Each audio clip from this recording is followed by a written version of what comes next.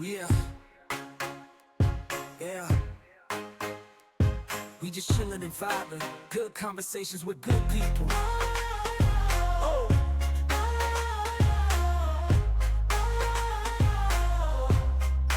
good conversations with good people. Yeah,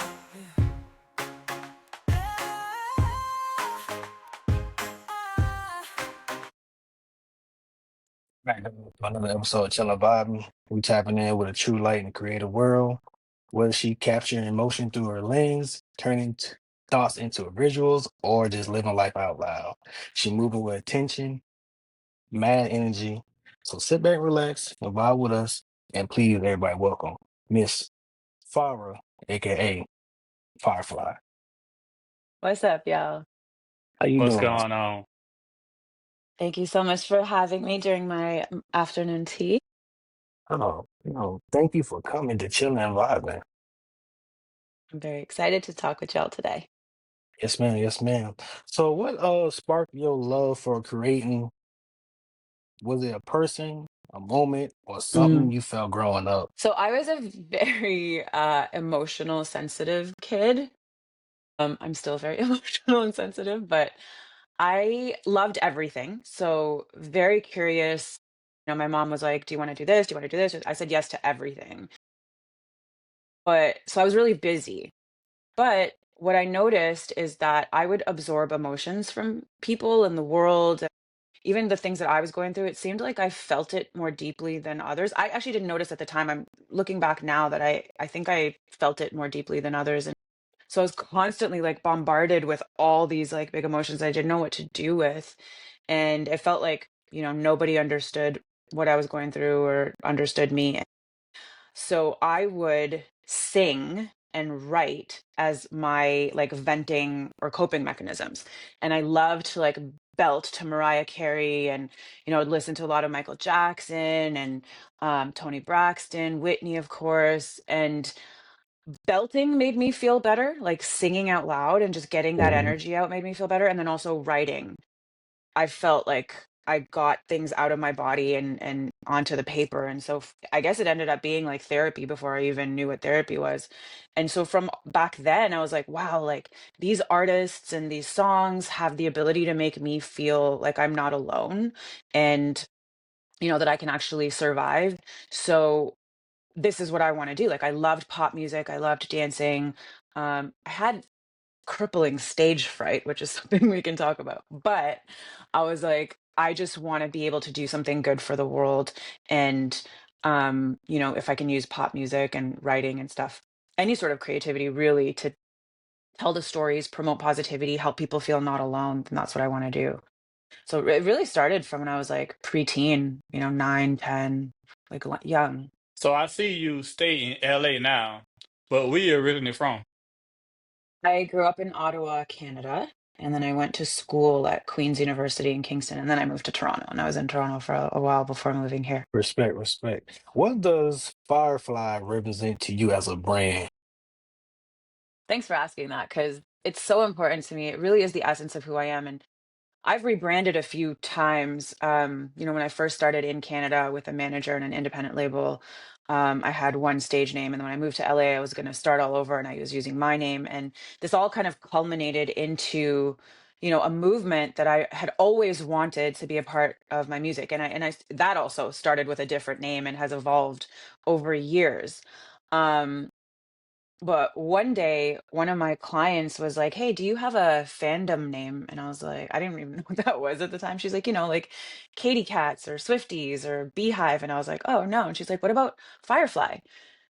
With the alliteration for my name. And I was like, oh, I really am not into bugs. Like I can't do it. So Hmm. I just dismissed it right away.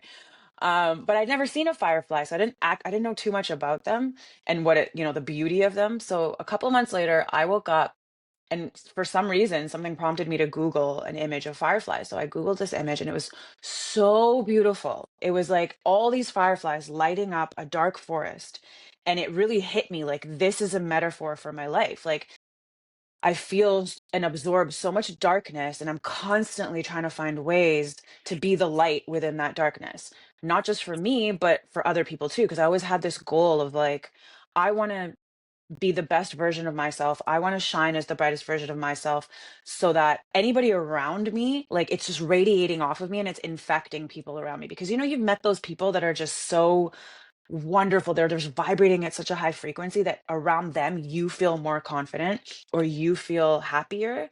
I wanted to be Hmm. one of those people.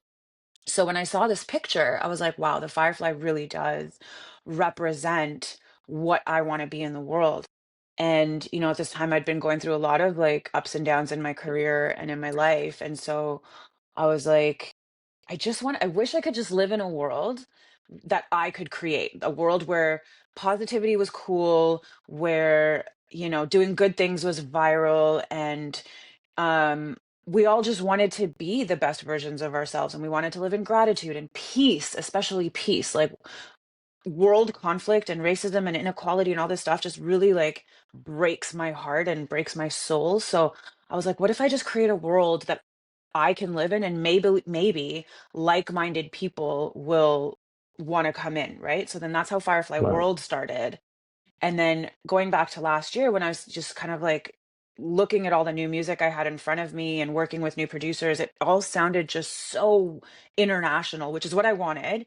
But when I finally started to hear this sound, I was like, my name is not going to do this justice. And I don't mean that in a way to put my name down, because I think I have a beautiful name, but I needed something that was outside of myself, bigger than myself. So the firefly became more of this artistic identity that represented everybody and the light in everybody. And so now the music is not just about Farah. It's really about representing every race, every culture, every language, but really all the light within me in a mainstream commercial way. And so then I rebranded to Firefly late last year, and I was like, okay, Firefly World. This is like a movement that's way bigger than just me. So now it feels like it makes sense. That's So the story. far, at what age did your music journey start, and who inspired you? So I was singing in choirs in mosque when I was young, probably 4 or 5. My mom put us, my brother and I, in the choirs, and um, you know, I always felt like I didn't belong with people around me, like nobody got me, and friends were fickle, would come and go. But I had one friend of mine that I got along with really well, and we both did it, and we both did the choir, and it was just a place for us to hang out and sing. And our choir director, I remember him vividly. He was so nice and so sweet and so encouraging. And so for me, it just felt like such a safe space to be. And of course, I loved singing. And then I started going into school choirs. My mom put me in I think my grade 1 teacher told my mom I have a loud voice and I could sing, and she was like, "Okay." So I was able to do school choirs. So from then I did school choirs, and then like little coffee houses and our like variety shows and mosque events. But again, I was really nervous to sing in front of people. But then when I was in about ninth, 10th grade, um I met some people again in our community that were in college. And so one of them invited me to come hang out with them on the weekends. And I wasn't super into like going and partying and drinking and all these things. Especially at that time, I was just like, I'm just like finding myself, right? So they invited me to do these jam sessions where they would just sit and play guitar and like have food, and they would just jam all night long. And I would sit there and like marvel at the fact that people just did this for fun. So I really got engrossed into that world and would do that almost every single weekend. But going back a little bit, I'm remembering now that when I would watch like Much Music, which is what we had in Canada, or MTV, and I saw like music videos and then interviews with artists, like I was like, people could do this as a career. This set looks so cool. Um, my number one inspo, I have to say, is Michael Jackson, because, not only for the artistry, but really the heart behind it and how he used his platform for good. Um, and I loved singing Mariah Carey. Like she was the number one voice. I tried to emulate her and Whitney. I wanted to be able to sing as high as Mariah, as low as Tony, as powerful as Whitney. And so I would just like mix and play with all of those. So from a music singing perspective, it was those three artists. From an overall like what I want to do with my like life mission with definitely Michael Jackson, Stevie Wonder. Um, and then I loved Bollywood songs, so I would sing that. And I don't know, I was just interested in so many different genres and styles. It was like it was like speaking to every single part of me, you know? So then I would my musical taste really developed over the years. I was super into Alanis Morissette when that album came out. Um, so I had a really like vast and diverse palette that I was interested in, and that's kind of what started it. But I I don't know if you know this, but I was actually supposed to go to medical school. That was my plan. So I did my bachelor's and master's in physical therapy, and then I was on my way to med school, and I was sitting in a medical school interview that was actually going really well. The lady's like, "Wow, you'd be such a great fit here. You already have, patient experience and all of that, and you're clearly passionate." And as soon as she said that, my heart just like dropped. It, Right. it was so palpable. It was crazy to me. And I left being like, I don't want this. I don't want to go. And yeah, it was one of those moments I was like, how am I going to tell my family this? Like I've already spent so much, money on tests and interviews and all this stuff, like, and so much time and invested so much of myself. And, I'd graduated a bit younger. So like, I was still young, but um I looked at my life and I did a little like inner work, and I was like, wow, this makes sense as to why I've been so tired and just not happy. My brother came to visit me at one point when I was living in Toronto and was like, do you realize you're complaining all the time about being tired? And I hadn't noticed, but when I looked at it, I was like, oh my God, you're right. I am. And like, that's not who I want to be. That's not how I want to be. So all the pieces kind of came together in that moment. I was like, I don't think this is my path. So I made a deal with God and I was like, look, if I get in, I'll go. I'll take that as a sign as I'm meant to go. But if I don't, I'm going to really try and figure out what I'm supposed to be doing. And Right. so I didn't get in, I didn't apply anywhere else. And then I started putting ads out on like Craigslist, anybody looking for a singer, any producers looking for a singer. And then honestly, within 6 weeks, I found a manager who was looking for a singer, and like boom, boom, boom, it just started.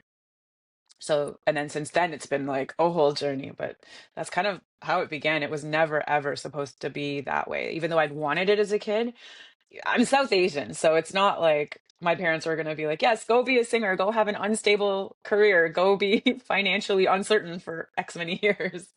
Right. So it's been an uphill battle in so many ways, but a lot of divine situations to kind of intercede and guide me along this path that I've been meant to be on. Respect.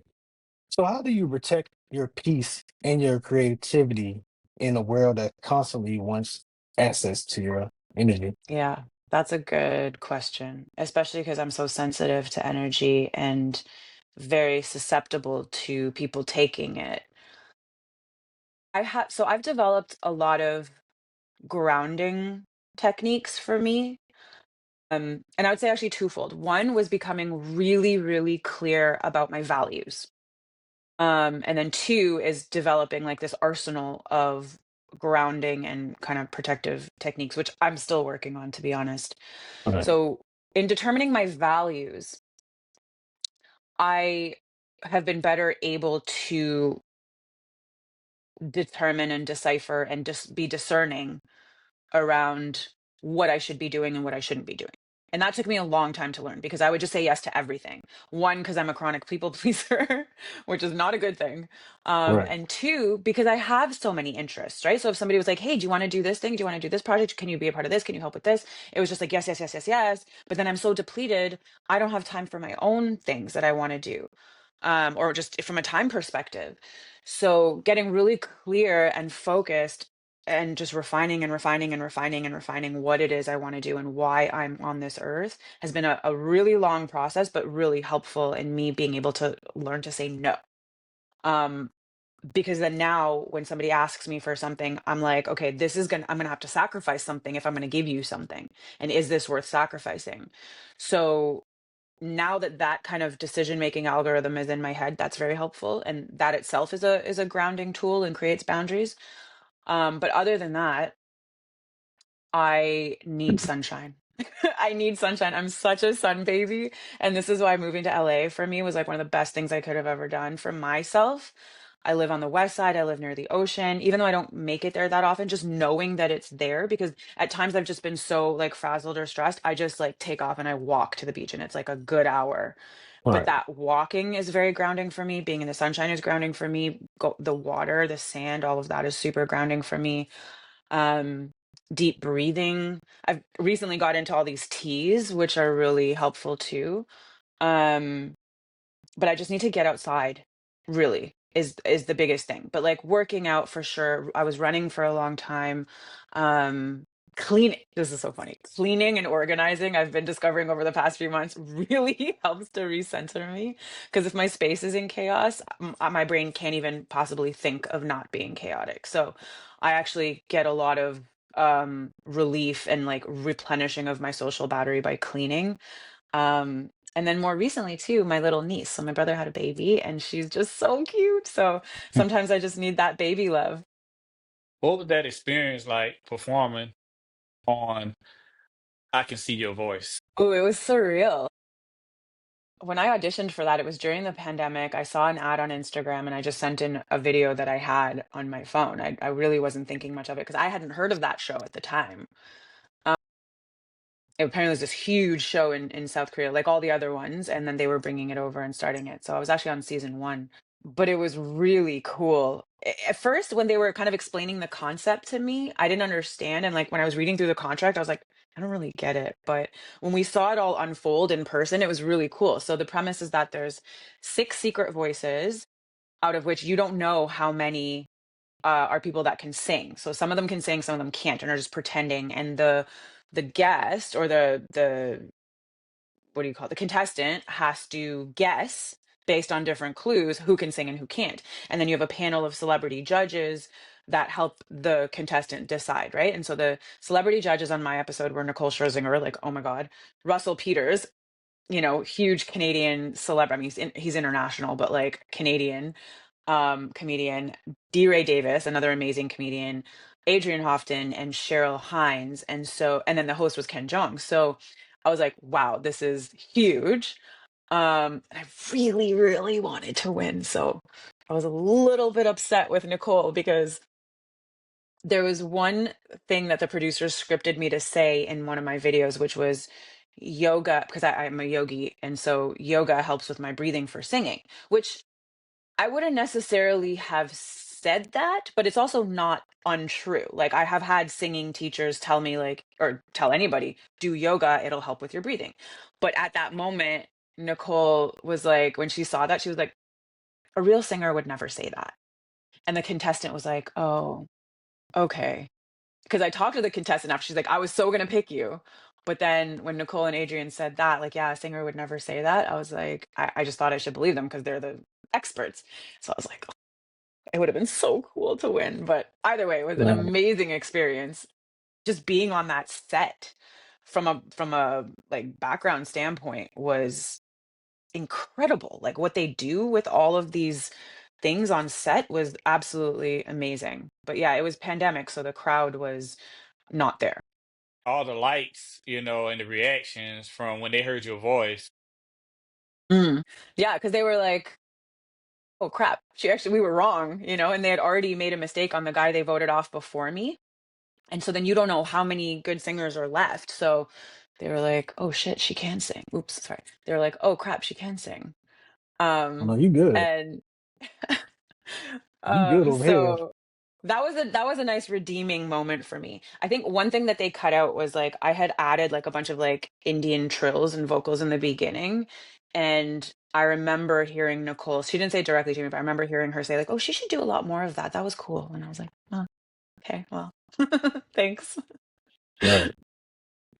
Right. But Farah, this is where Mr. GVO goes to deep questions. We just want to know how you do it mentally and physically. So when you think of freedom, what does it look and feel like to you personally? Great question. I think, yeah. So for me, freedom means if I need a break, I can take it. I can afford to take it. And that is not just schedule freedom, that's mental freedom. that I allow myself to take that break. And that's something I've been really, really working on lately, is like picking up the signals from my body that like, you need a timeout, you need a walk, you need some fresh air, you need some sun. Go do it now, because if you are all productive, you're going to get caught up in that and not do it later. And I've noticed that as a pattern with me. So starting my day unconstrained is freedom for me. Um, Not having to like rush and wake up to things, which of course some days you have to, but like being in a 9 to 5 for me, or really it was like 8 to 6 when I was doing physical therapy, it just felt so rigid and constricting to me. And I think some people thrive in that kind of stability. And I can see how, even in some ways, I would too. But ultimately, I decide my schedule. I decide when I wake up. I can put things in, take things out. I can say yes or no. And for me, that's been freedom, and that's been amazing, that I don't have to wake up every day to an alarm clock and be somewhere on somebody else's schedule. If I'm feeling stressed or overwhelmed, like the only thing I can say is like, you did this to yourself, or like, you get to do this as part of the life you created. And that has been really empowering for me. And that's the kind of freedom that I thrive within, I would say, is just like every day I get to choose, and I got to choose what it is I'm doing. How do you control your emotions while performing on stage? So staying present on stage is probably the biggest lesson that I learned. So for me, in the beginning, I was absolutely in my head a lot. And when you're in your head and you're not present to what you're doing, it's so easy to get pulled in different directions. So if I could see somebody in the crowd who I didn't think, like, they didn't look like they were enjoying it or whatever, I would go on a spiral about that and try to people please. Or if the sound wasn't right, I would start getting stressed about how I was sounding and what was going on. Like, my mind was just being pulled in so many different directions. And so when that's happening, it's a lot more challenging to control your emotions. But when I learned finally about being present on stage with what I'm doing, and ultimately that me being on stage and me presenting something is me being a contribution to whoever is in the audience in whatever capacity, that sense that really helped me stay in the moment, and therefore focus in on the emotions I was trying to convey through whatever it is I'm singing or speaking, or even in acting, right? um so staying present and focused is probably the best answer I can give you for that, in terms of controlling my emotions.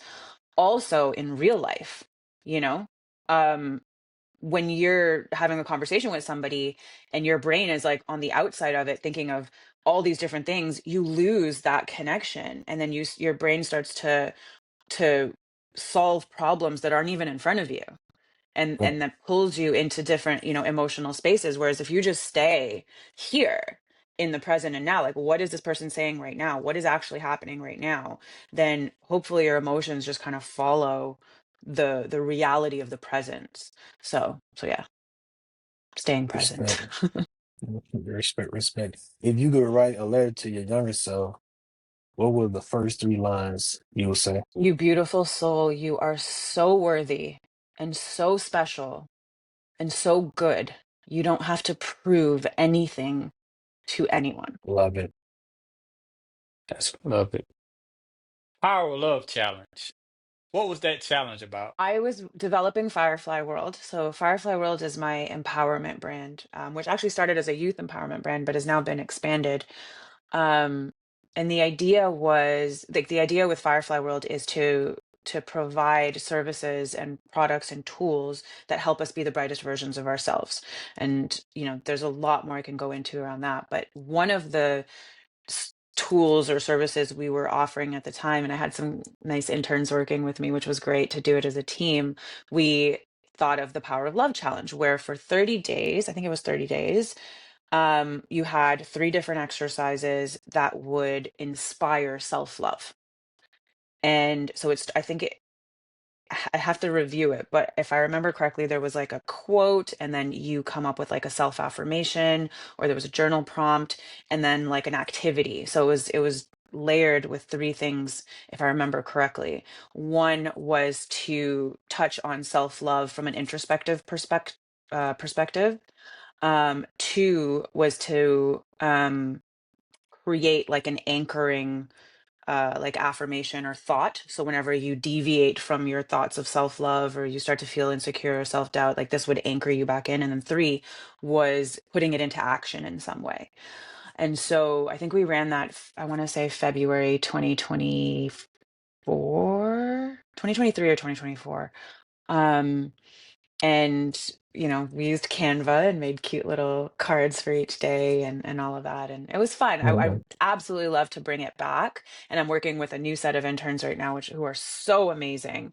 And so we're going to find ways to bring back these challenges. We did it like a drama detox challenge, I think a dopamine detox challenge, the power of love challenge. We had a few planned, but then life starts to intervene, and especially when I'm not doing it full time, it's kind of hard to keep up with. But that's one I would love to bring back. Respect, respect.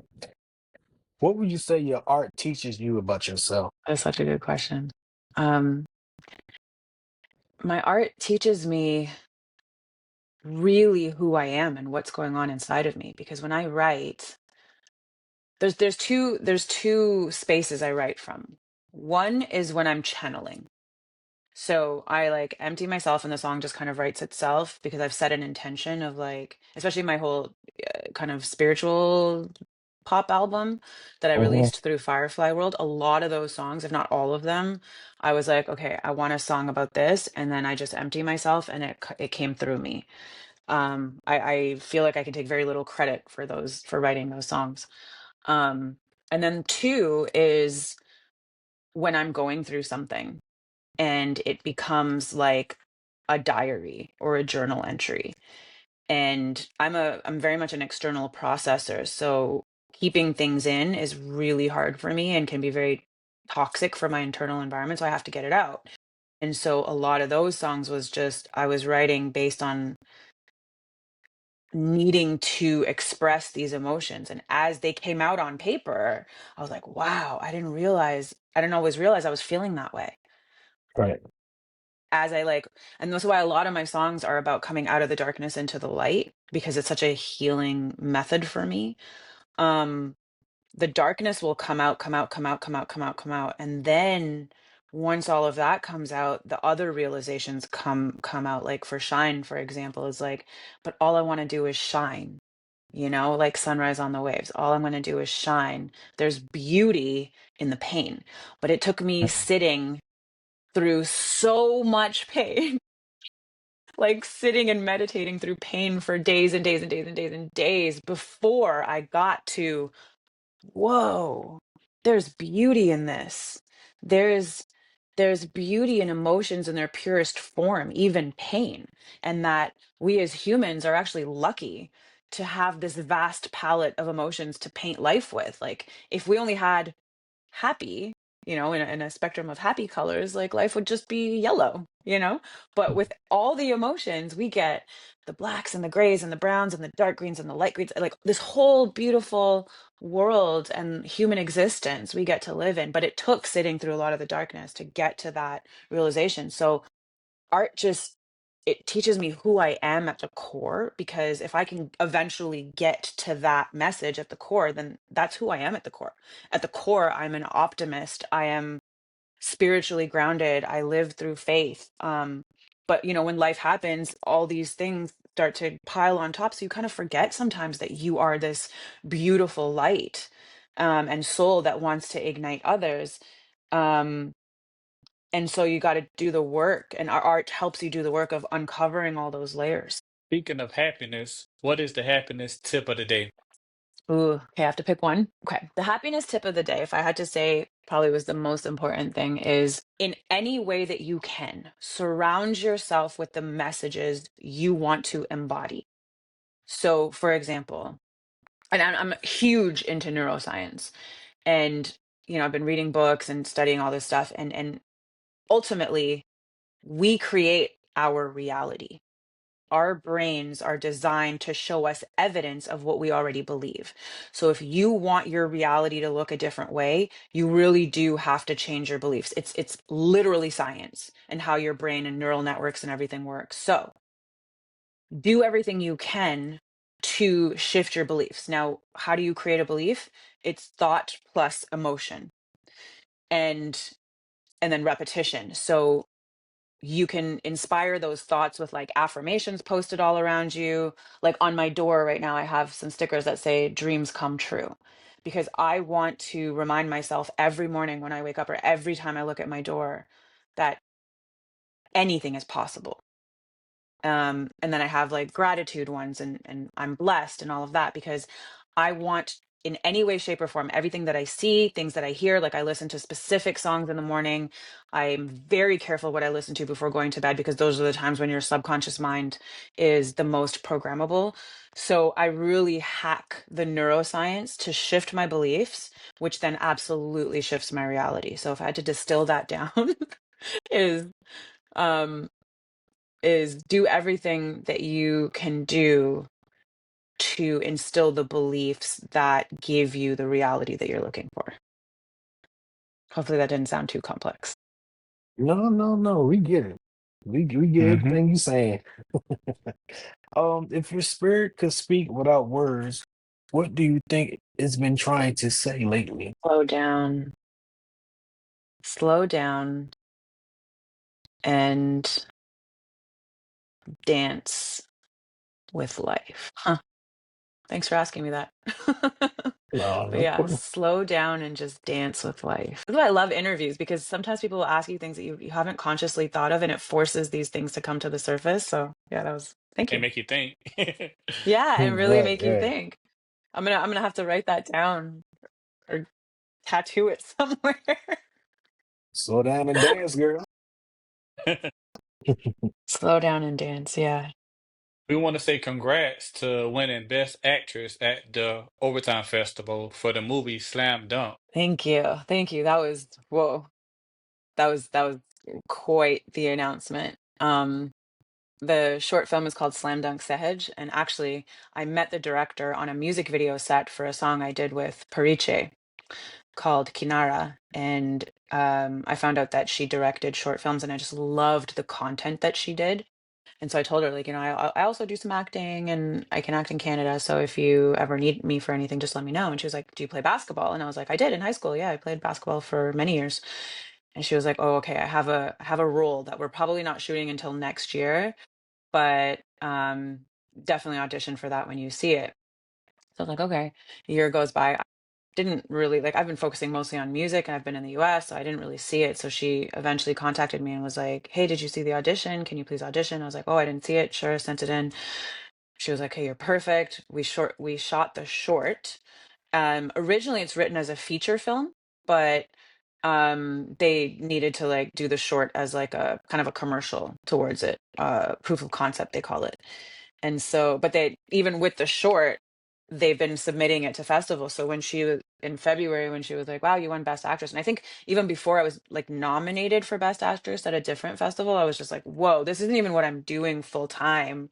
It's obviously it all, like all my creative pursuits kind of converge in the skills that you need to do it.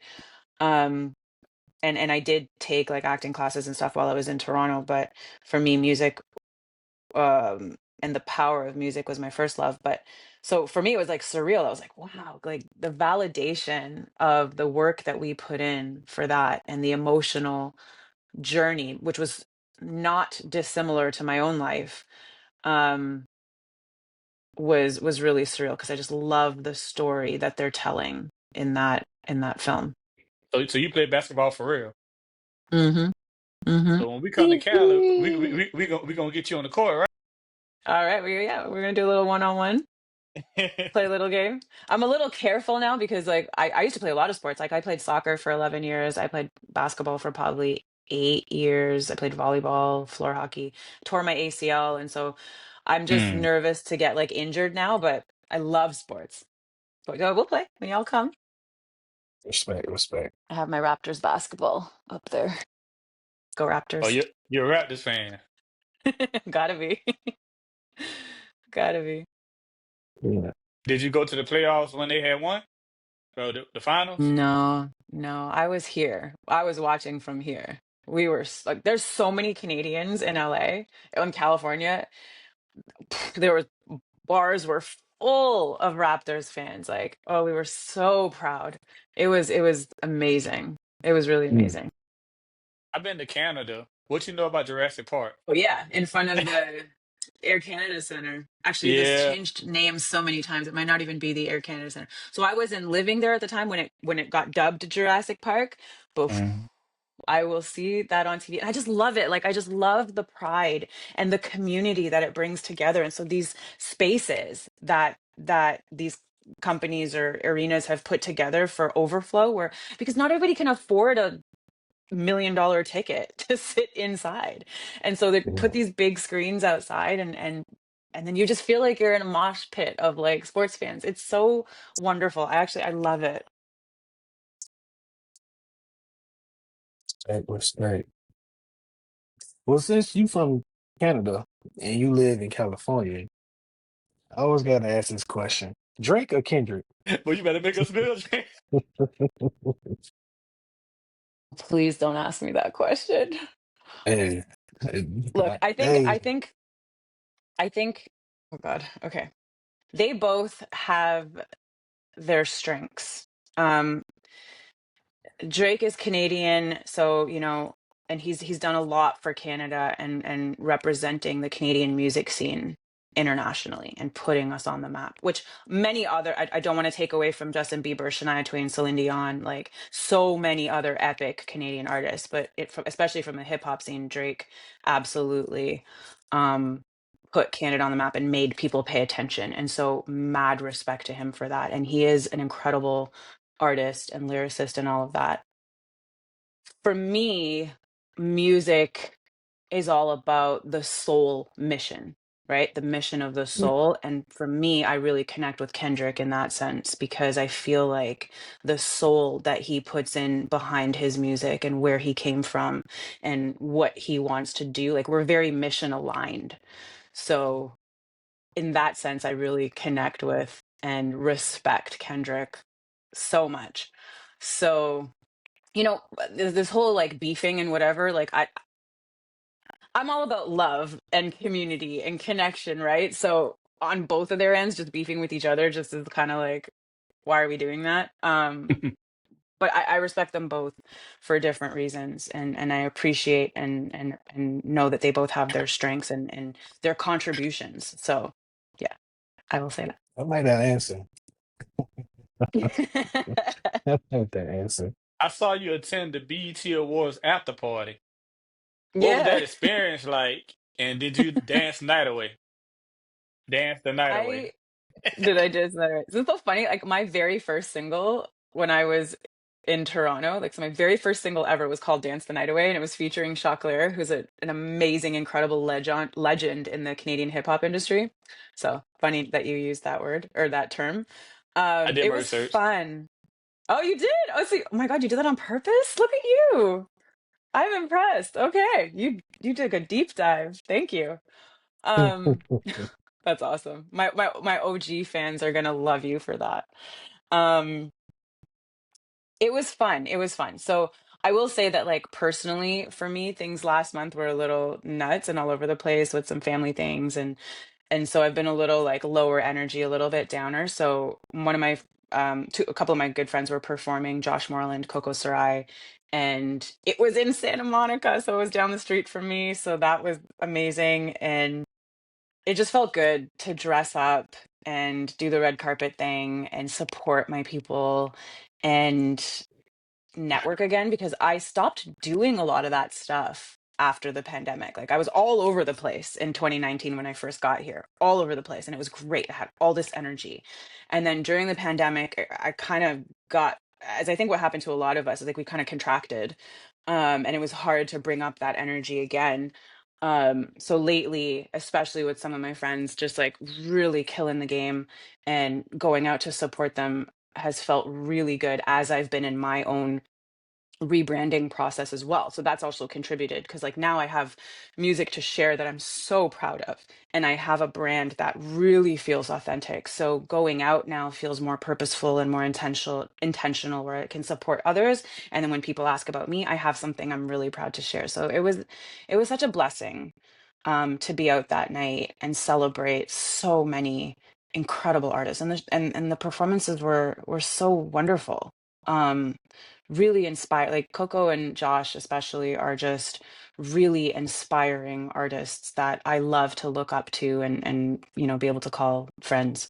Respect, respect. Now, this is my last question.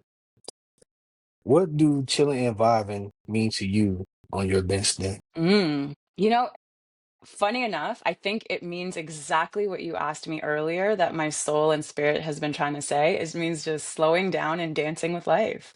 Like do slowing down enough that you can allow your natural frequency to raise and enter the aligned vibrational space. I know that sounds kind of esoteric, but vibing to me just feels like you're not trying to fight life. You're not trying to resist what's around you. You're just flowing and vibing with it and chilling at the same time. Like you're surrendered. You're surrendered and flowing. Yeah. Yeah. That's my final answer. That Out of all your songs, which one is your favorite? Only one. I have two. Okay. I'm gonna say Shine because it's got such an important overall message that I would want the world to know. And so there's beauty in the pain, that being one of the essential messages. And then at the end of Mhm. the bridge, I end with the world needs you now. And if I leave anything as my legacy, like if I were to not wake up tomorrow and I left people feeling like I get to choose what I want people to remember me by or like feel within themselves, is that we are all needed and we are all special. Nothing breaks my heart more than to know that people, especially youth, um, feel so disempowered and hopeless that they take their own lives.